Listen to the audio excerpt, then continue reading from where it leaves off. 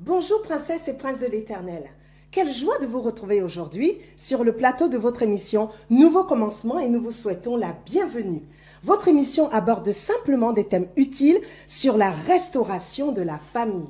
Nous serons satisfaits de vous voir acquérir des connaissances pratiques qui vont vous aider à prendre un nouveau départ pour vivre une vie chrétienne épanouie et glorieuse.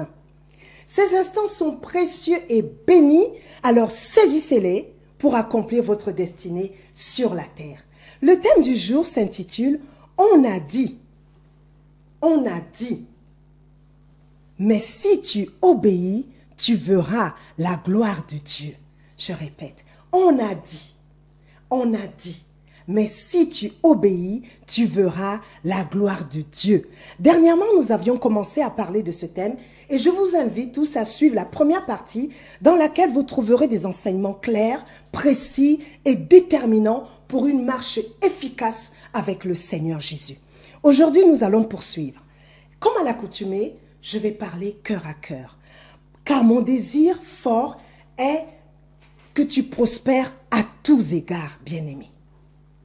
J'ai à cœur de continuer à vous rendre ce merveilleux témoignage sur le mariage afin de vous aider, avec l'aide du Saint-Esprit, à avoir un avis éclairé, lucide et prendre vos décisions à la lumière de la parole active de Dieu. Plusieurs enseignements pratiques sont à tirer et nous allons les parcourir pas à pas. Je vous exhorte donc bien-aimés, à être concentrés car le moindre détail pour l'un peut avoir une importance capitale pour l'autre. Pourquoi désires-tu te marier? Pourquoi désires-tu te marier? Quelle est la motivation de ton mariage, bien-aimé? Est-ce parce que l'âge avance? Est-ce parce que tu vois autour de toi tes copines se marier, les membres de ta famille se marier, tes collègues se marier? Est-ce pour prouver à ta famille que toi aussi, malgré tout ce qu'on a dit sur ta vie, tu peux te marier? Est-ce cela? Est-ce parce que tu en as marre d'être seul et tu as envie d'avoir une conjointe pour partager ta vie? Tu en as marre d'être seul et tu as envie de partager ta vie avec un homme. Est-ce cela ta motivation pour te marier? Prends, je te prie, quelques minutes et examine la réelle motivation de ton mariage. Pourquoi je t'exhorte vivement à le faire? Pourquoi? Parce que c'est la clé indispensable qui fera en sorte que ta bénédiction arrive selon le plan parfait de Dieu et non en fonction de la volonté permissive de Dieu. Je vais répéter. Pour que tu comprennes que la motivation est essentielle afin de rentrer dans ta bénédiction selon la volonté parfaite de Dieu. J'aime bien dire, tu n'es pas le fruit du hasard. Le Seigneur t'a placé sur cette terre parce que tu as quelque chose à faire, parce que tu as quelque chose à apporter, parce que tu as quelque chose à accomplir. Tu n'es pas le fruit du hasard, bien-aimé. Même si tu n'as pas été conçu d'une manière, je dirais, dans la volonté de tes parents, même si tu es arrivé par hasard, même si on ne voulait pas de toi, mais bon, tu es arrivé, c'était un accident. Bien-aimé, tu es le choix parfait de Dieu. Tu es la volonté parfaite de Dieu. Sur les millions de spermatozoïdes, toi, tu as pu t'en sortir. Alors crois-moi, depuis la conception, tu t'es battu. Et encore aujourd'hui, tu dois continuer de te battre. Parce que tu as un plan à accomplir. Parce que tu as quelque chose que tu dois faire pour la gloire de Dieu. Alléluia. Lorsque je voulais me marier en vérité, au départ, j'avais deux motivations. La première, c'était parce que l'âge avance. Oui, l'âge avance. J'avais un peu juste quelques années après 30 ans. Et je me dis, voilà, j'ai la trentaine, mais il faut que je me marie. Il faut que je me marie, il faut que je construise ma vie. Pour moi, ma motivation était noble, c'était normal. Et la seconde motivation, c'était pour prouver au père de mon fils que j'avais quitté quelques années auparavant, que moi aussi, je pouvais me marier, qu'un homme pouvait s'intéresser à moi. Parce que lorsque je l'ai quitté à cause de la violence, il m'a maudit. Et il m'a dit, personne ne te regardera. Personne ne jettera son regard sur toi pour te prendre comme femme. Tu vas revenir me supplier de te reprendre. Et je voulais lui prouver que ce qu'il a dit ne s'accomplira pas. Voilà les deux motivations que j'avais. Et croyez-moi, ces motivations étaient charnelles. Je ne le savais pas à ce moment-là.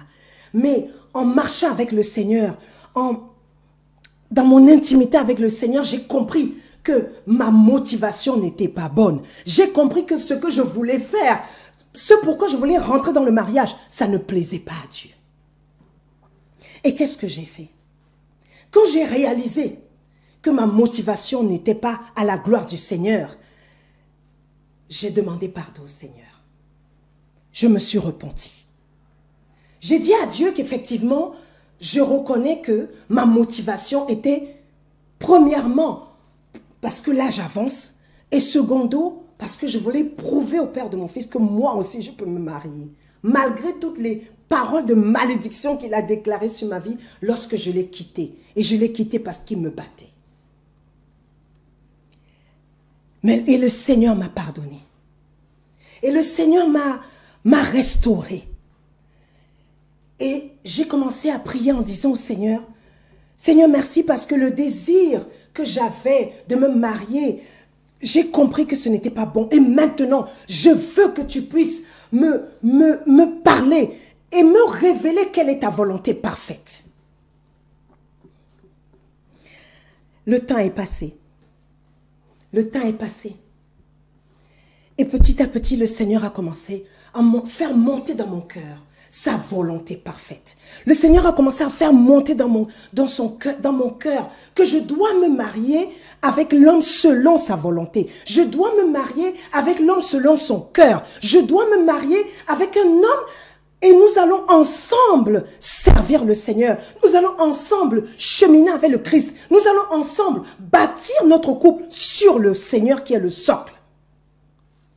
Et là, je me suis rendu compte qu'effectivement, j'avais changé d'orientation dans ma motivation.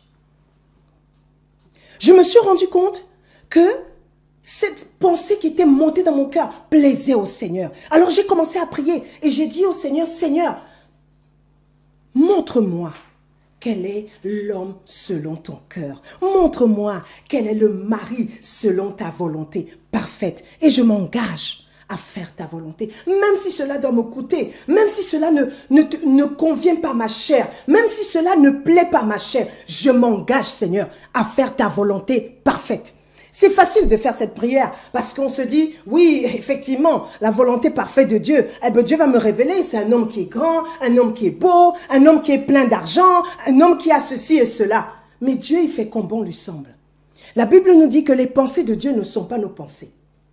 Tels les cieux sont élevés au-dessus de la terre, telles les pensées de Dieu sont élevées au-dessus de nos pensées. Alléluia. Et oui, donc j'ai dû revoir mes critères. Et en essayant de revoir mes critères, je me suis rendu compte que ce que je présentais au Seigneur, que ce que je désirais dans mon cœur était vraiment ce qui plaisait à Dieu. Le premier enseignement du jour, bien-aimé, c'est l'examen minutieux de ta motivation. Quelle est ta motivation réelle? Pourquoi veux-tu rentrer dans le mariage? Pourquoi veux-tu te marier? Pourquoi veux-tu t'unir à une femme? Pourquoi veux-tu t'unir à un homme? Pourquoi? Examine minutieusement ta motivation réelle. Si elle est la gloire de Dieu, merci Seigneur. Si elle n'est pas à la gloire de Dieu, si tu veux te marier parce que tu as quelque chose à prouver, si tu veux te marier parce que tu te sens seul et que l'âge avance, si tu veux te marier parce que aujourd'hui tout le monde se marie et je veux faire comme tout le monde, revois ta motivation. Si tu veux te marier parce que tu as quelque chose que tu dois montrer aux gens, que tu dois prouver aux gens, revois ta motivation. Si ta motivation est à la gloire de Dieu, ta bénédiction ne tardera pas. Et si tu as du mal à connaître réellement la volonté de Dieu, je t'exhorte à faire une prière avec ce verset que j'affectionne particulièrement, qui est le psaume 32, le verset 8. Et ce psaume dit, « Je t'instruirai et te montrerai la voie que tu dois suivre. Je te conseillerai et j'aurai le regard sur toi. » Alléluia. Le Seigneur te dit qu'il va t'instruire. Il va te montrer le chemin à suivre. Il sera ton conseiller. Tu es un conseiller personnel, un conseiller particulier qui est le Saint-Esprit. Il va te montrer ce que tu dois faire. Et il dit, j'aurai le regard sur toi. Alléluia. Si tu as du mal à trouver, à savoir réellement ce que Dieu attend de toi dans le domaine du mariage, prie le Seigneur avec ce verset. Et le Seigneur va te parler. Le Seigneur va te montrer clairement quelle est sa volonté parfaite. Bien-aimé, c'est un verset clé lorsqu'on recherche la volonté de Dieu dans un domaine précis de sa vie. Et si tu décides d'obéir, je dis si tu décides d'obéir, tu verras la gloire de Dieu. Oui, tu verras la gloire de Dieu. Le mariage n'est pas pour les enfants. On ne rentre pas dans le mariage parce qu'on a juste envie de se marier. Non, on rentre dans le mariage parce qu'on est prêt. On rentre dans le mariage parce qu'on veut apporter quelque chose à l'autre. On rentre dans le mariage parce qu'on veut s'investir dans la vie de l'autre. On rentre dans le mariage parce qu'on veut apporter quelque chose de plus à l'autre. On rentre dans le mariage parce qu'ensemble, on veut servir Dieu. Ensemble, on veut, comme j'aime bien le dire, dépeupler le monde des ténèbres et peupler le royaume des cieux. Alléluia. Tu ne rentres pas dans le mariage seulement parce que, voilà, tu as envie de te marier, juste pour te marier. Non, tu rentres dans le mariage pour enrichir la vie de ta femme. Tu rentres dans le mariage pour enrichir la vie de ton mari. Parce que le mariage, c'est le don de soi-même. Le mariage, c'est le don de soi-même. Alléluia. Et il est important de te préparer pour rentrer dans le mariage. C'est bien d'écouter des enseignements sur le mariage, sur la préparation au mariage. C'est bien même de participer à l'église, si tu fréquentes une église, aux enseignements qui préparent les fiancés ou qui préparent les personnes qui veulent s'engager dans le mariage. C'est très très bien. Je t'exhorte à le faire, je t'encourage à le faire. Et il y a également autre chose que tu dois faire. Tu dois te poser et réfléchir par rapport à ton caractère. Tu dois réfléchir par rapport à ta manière de marcher avec les gens. Est-ce qu'il n'y a pas des choses à revoir? Si tu es une personne, par exemple, colérique, quel est le mari qui va supporter une femme colérique? Quelle est la femme qui va supporter un mari colérique? Parce que dans la maison, ça sera la bagarre tout le temps. Donc tu dois revoir certaines choses dans ton comportement. Tu dois revoir certaines choses dans ton attitude. Tu dois revoir certaines choses dans tes habitudes afin que ça s'ajuste à la volonté parfaite de Dieu. Alléluia. Je répète, le mariage n'est pas pour les enfants. Le mariage est pour les gens qui sont prêts. Le mariage est pour les personnes qui sont prêtes. Revois un peu ton caractère. Revois un peu ton attitude. Revois un peu ta manière de te comporter avec les gens. Est-ce qu'il n'y a pas quelque chose à faire? Est-ce qu'il n'y a pas du travail que tu dois faire en toi-même? Tu démarres au quart de tour. Non! Quel est le mari qui va te supporter quand tu démarres au quart de tour? Ça va être la guerre à la maison. Le mariage doit se passer dans la paix. Même s'il y a des problèmes, parce que ça arrive dans tous les couples d'avoir des problèmes. Mais il faut que la paix règne, je dirais dans 99% des cas que la paix règne. Mais pour cela, chacun des conjoints a besoin de se revoir avant de rentrer dans le mariage. Sinon, tu auras des difficultés dans ton couple. Je prends l'exemple de la colère, mais il y a tant d'autres exemples. C'est toi qui te connais. Alors revois et tu sais ce qui a changé en toi. Tu sais le travail que tu dois faire en toi. Fais ce travail pour la gloire de ton Dieu. Fais ce travail afin de te préparer pour l'homme de ta vie. Alléluia. Et pour la femme de ta vie. Fais ce travail. Certains sont très égoïstes. Mon argent, ma maison, mes biens. Non. Quand on rentre dans le mariage, c'est pour partager. Si tu n'es pas prêt à partager, le mariage n'est pas pour toi. Si tu n'es pas prêt à donner, le mariage n'est pas pour toi. Si tu n'es pas prêt à bénir, le mariage n'est pas pour toi. Parce que la première chose que Dieu a faite, c'est quoi? C'est qu'il a donné. Il a donné son Fils unique afin que toi et moi, nous croyions en lui et que nous soyons sauvés. Alléluia. Le mariage, c'est une institution divine. Et il doit être respecté, il doit être honoré. Et on doit se préparer à y rentrer. On ne rentre pas dans le mariage comme ça, non. On se prépare pour rentrer dans le mariage.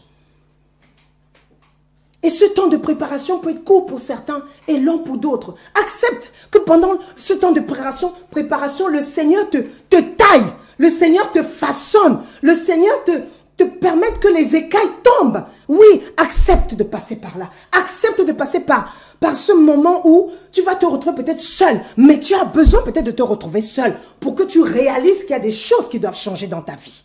Alléluia.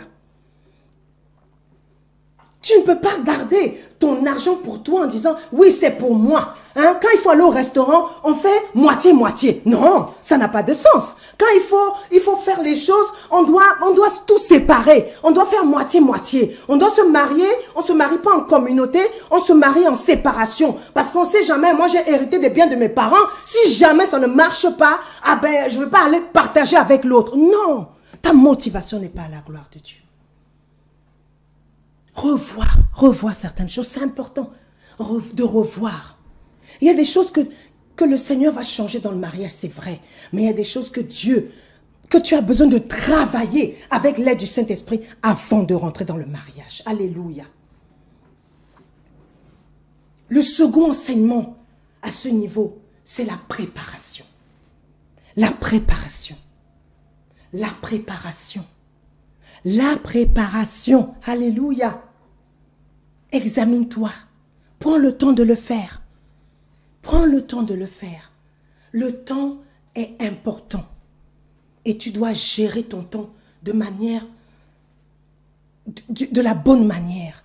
Alors prends le temps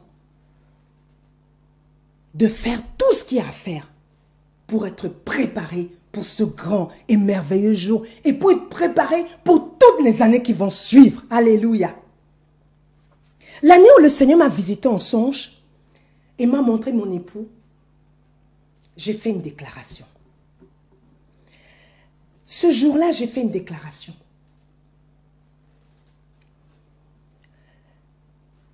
Le premier jour de l'année, j'ai fait une déclaration. J'ai dit à Dieu, cette année, je saurai qui est le mari selon ton cœur. Seigneur, tu vas me révéler qui est le mari selon ton cœur.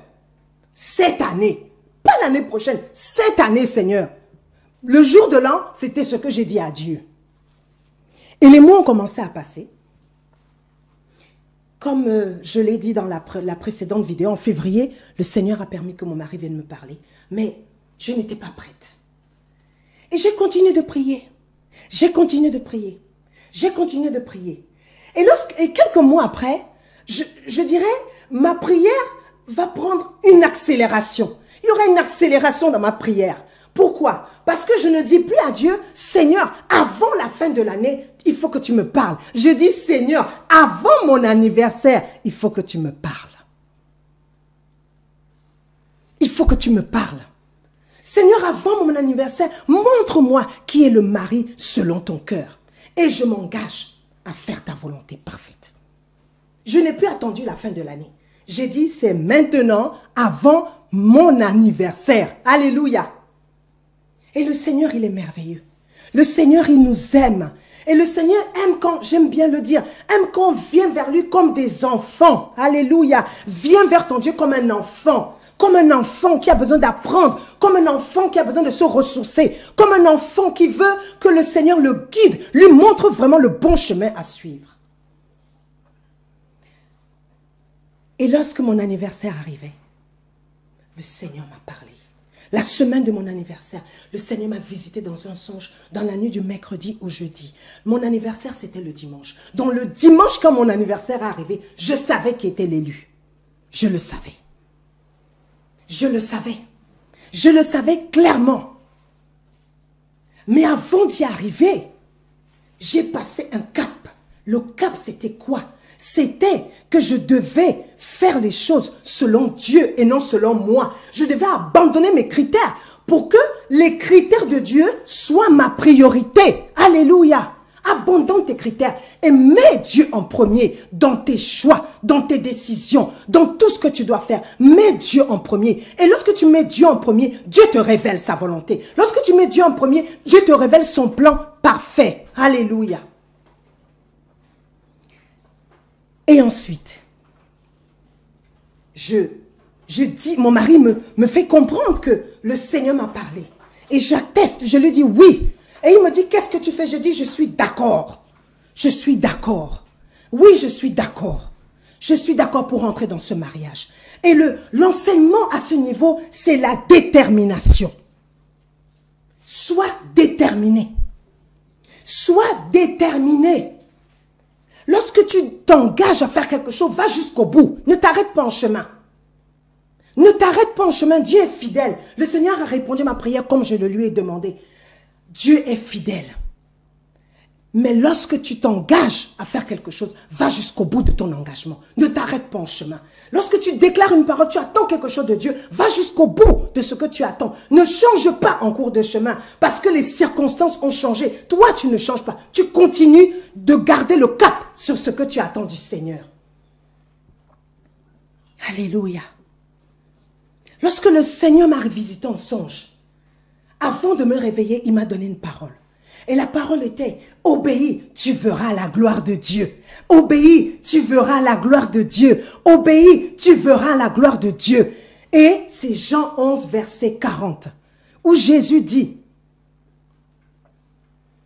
ne t'ai-je pas dit que si tu crois, tu verras la gloire de Dieu? Dieu m'a fait grâce, je l'avoue. Je n'ai pas attendu le 31 décembre de cette année-là, car Dieu m'a fait grâce.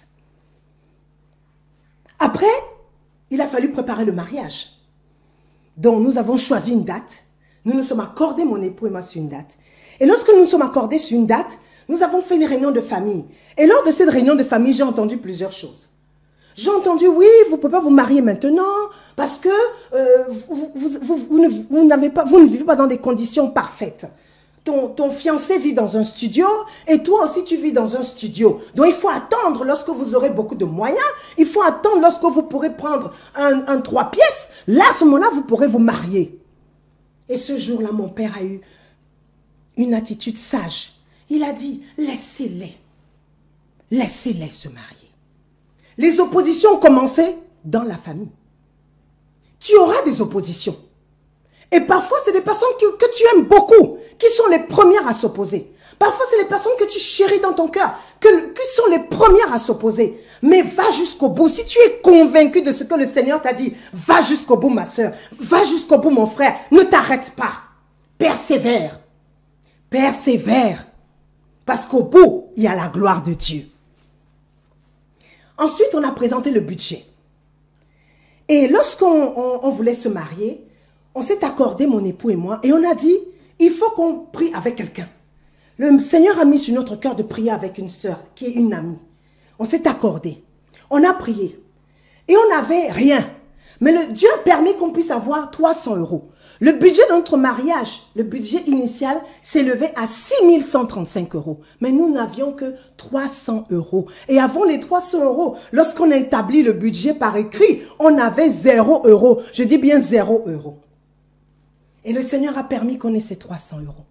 Et on a appelé la sœur. On s'est accordé ensemble. Et on a prié avec deux versets. Deux versets précis. Le premier, il se trouve dans le livre de Rois. 2 Rois 4, versets 1 à 7, qui parle du miracle de l'huile de la veuve. Et le second passage se trouve dans Jean 6, versets 1 à 13. C'est la multiplication des pains et des poissons. Je vais revenir quelques secondes sur 2 Rois 4, verset 2. Et là, c'est Élisée qui parle à la veuve. Et il lui dit, « Que puis-je faire pour toi? Dis-moi, qu'as-tu à la maison? Qu'as-tu à la maison? » Elle répondit, « Ta servante n'a rien du tout à la maison qu'un vase d'huile. » Dieu te demande, « Qu'as-tu? » Tu veux te marier? Tu as peut-être déjà fait un budget comme moi, comme nous avions fait un budget. Mais tu ne sais pas comment tu vas faire. Dieu te demande aujourd'hui, qu'as-tu? Qu'as-tu dans tes mains? Qu'as-tu à la maison? Qu'est-ce que tu présentes? Si tu n'as rien, tu n'auras rien.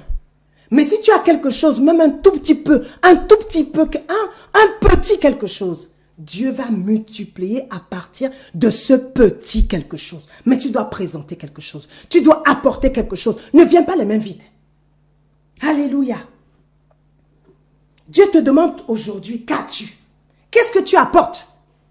Qu'est-ce que tu apportes? Je dis, même le peu que tu as, apporte-le.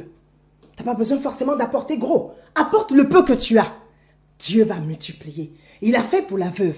Il a fait pour la multiplication des pains et des poissons. Il a fait. Il le fera pour toi aussi. Alléluia. Et quelques jours après cette prière, nous avons commencé à vivre le miracle. Oui, nous avons commencé à vivre le miracle. Et le premier miracle a été, mes parents me disent, ma mère notamment, on va prendre en charge ta robe de mariée. Va la choisir au magasin. Ma tante, la sœur de mon père, me dit, je vais prendre en charge ta tenue de la mairie, ton tailleur de la mairie. Va le choisir au magasin. Alléluia.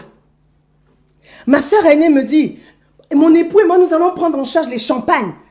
Dis-moi juste le nombre de champagnes dont on aura besoin le jour du mariage. Mon petit frère me dit, je vais prendre en charge le vin d'honneur. Alors dis-moi, il y a combien d'invités? Alléluia. Mon frère aîné me dit, Isa, moi je vais prendre en charge la voiture qui va te conduire et c'est moi qui vais te conduire avec ton époux. Et l'une de mes belles-sœurs me dit, les faire-part, je les prends en charge. L'amie avec laquelle nous avions prié, nous nous étions accordés. Elle m'a dit, je prends en charge les dragées.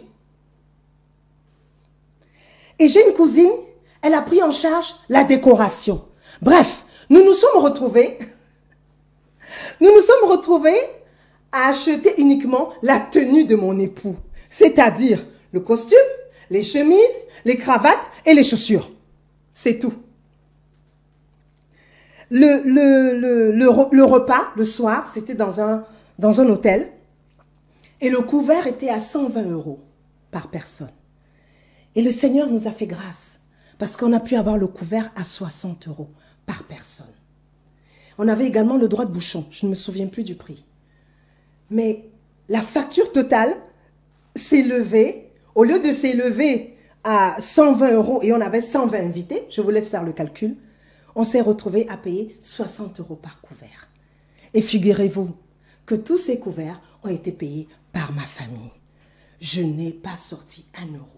Mon mari n'a pas sorti 1 €. Nous avons vécu le miracle de Dieu. Nous avons vécu la gloire de Dieu. Nous avons vécu la gloire de Dieu. Alléluia. Alléluia. Et lorsque nous sommes arrivés à l'hôtel, la commerciale qui s'était occupée de notre dossier, elle est venue nous accueillir. Et elle nous a dit, Isabelle et Timothée, je vais vous installer. Et je vais vous installer dans une suite nuptiale. Et elle nous a dit, c'est la plus belle suite de l'hôtel. Alléluia. J'étais tellement joyeuse, j'ai dit, Seigneur, merci.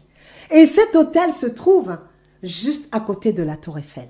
C'est le Mercure Tour Eiffel. Et lorsqu'on rentre dans la chambre et on voit la Tour Eiffel qui est juste à côté de nous, je lève les yeux, je vois la Tour Eiffel qui est tout près de moi. Et je le désirais dans mon cœur depuis de nombreuses années dans le passé. Et Dieu a répondu à ma prière dans les détails. Tu verras la gloire de Dieu si tu décides d'obéir à la volonté parfaite de Dieu bien-aimé. Au-delà de tout ce que je viens de vous dire concernant le miracle, retenez, Dieu est fidèle. Dieu est fidèle. Dieu est fidèle. Et je vous disais dernièrement, avant de clôturer la première émission, je vous disais, il y a un secret. Et je vais vous révéler le secret. Le secret, tisse une alliance avec Dieu. Et obéis et respecte les termes détaillés de cette alliance. Crois-moi, si tu le fais, tu verras la gloire de Dieu. Pourquoi?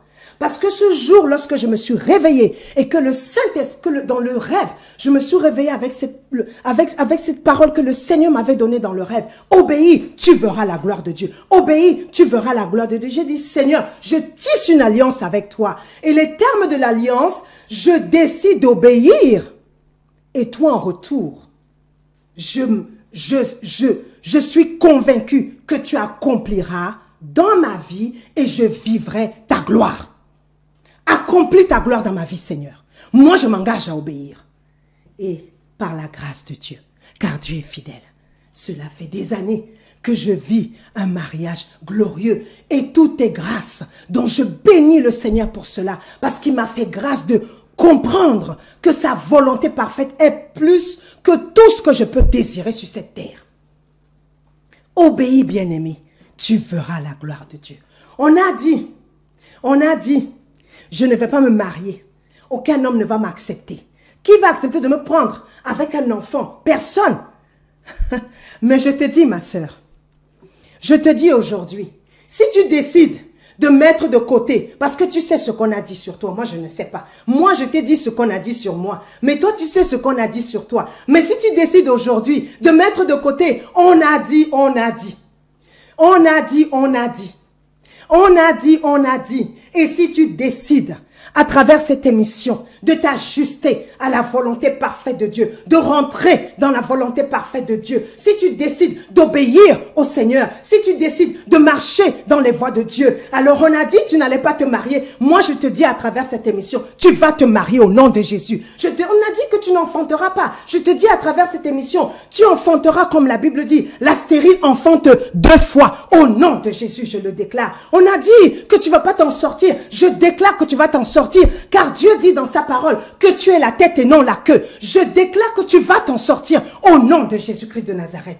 Tu marcheras dans la gloire, tu vivras dans la gloire, tu témoigneras de la gloire de Dieu. Alléluia. Comme moi je le fais aujourd'hui, demain ça sera ton tour de témoigner et d'encourager une personne à travers ton témoignage pour la gloire de Dieu. Alléluia. Alléluia. N'oublie pas le secret. N'oublie pas le secret. Tisse une alliance avec le Seigneur. Rentre dans une alliance avec le Seigneur. Et Dieu se souvient toujours de son alliance. Alléluia. Alléluia. Dieu se souvient toujours de son alliance. Dieu se souvient toujours de son alliance. Alléluia. Alléluia. Que Dieu te bénisse. Que Dieu fasse que seule sa volonté parfaite s'accomplisse dans ta vie. Sois béni, bien-aimé, au nom de Jésus. Princesses et princes de l'Éternel, votre émission s'achève. Nous vous remercions infiniment pour votre écoute attentive et vous invitons nombreux à vous connecter sur notre page Facebook New Beginning Ministries, à nous écrire à l'adresse contact nbm@gmail.com et à venir prier avec nous lors de notre prochaine rencontre à Paris. Le 15 juillet prochain, New Beginning Ministries organise sa première conférence de restauration de la famille. Nous recevrons l'apôtre William Miakizabi, ainsi que son épouse, la chantre Rachel Miakizabi, qui va nous amener dans un bon moment de louange et d'adoration. Et nous aurons également le plaisir de recevoir le prophète Eli Kiti. Cela fait de nombreuses années que le Seigneur m'a accordé la grâce de prêcher, d'enseigner sa parole, de suivre les âmes. Et après avoir longtemps résisté à l'appel de Dieu, j'ai décidé d'y répondre positivement. Et pour cela, dans le cadre de cette conférence de restauration de la famille, je vous invite personnellement à venir partager avec moi ces moments mémorables de réjouissance, à savoir ma consécration à la dignité de pasteur. Soyez bénis en abondance et à très vite.